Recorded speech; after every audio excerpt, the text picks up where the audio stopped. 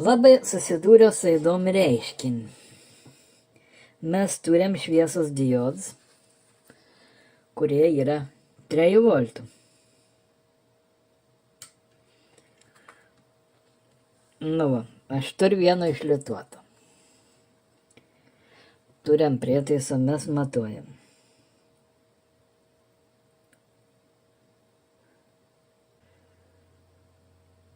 Nu va, rodo 2,6 voltų.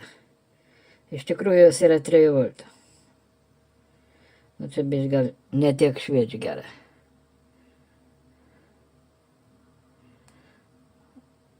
Nu, žodžiu, 2,6, nesvarbu. Nes jeigu paduočia 3 kablelis, su biškios tas šviesos diodas sudegs. Šitie yra sujungti pudu.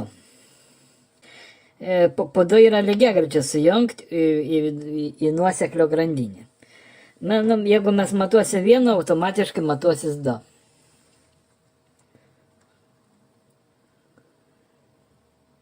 Va. Ir kodėl man rodo 4,8 volto? Čiagi sujungti nenuosekliai, va, aš matuoju paprasčiausiai tarp 2. Aš galiu matuoti ir šitaip, va. Rodos taip pat. O va, jeigu matuoju tarp šitą ir tarp šitą, jau jos yra, šitas irgi yra, tie vadu yra lygiagrečiai, jau tada degs 4 vis. Ir gaunas 10 voltų. Va. Jeigu šito prigaups, tai užsidegs dar sekantis.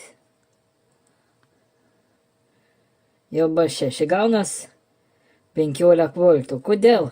Lygiagrečiai sujungti, jie deg ne nuo 3 voltų, o nuo 5 voltų praktiškai.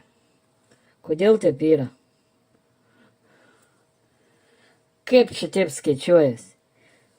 Nu va, aš jeigu matuoju vieną, va, jie deg 2, nes jie po 2 yra sujungti.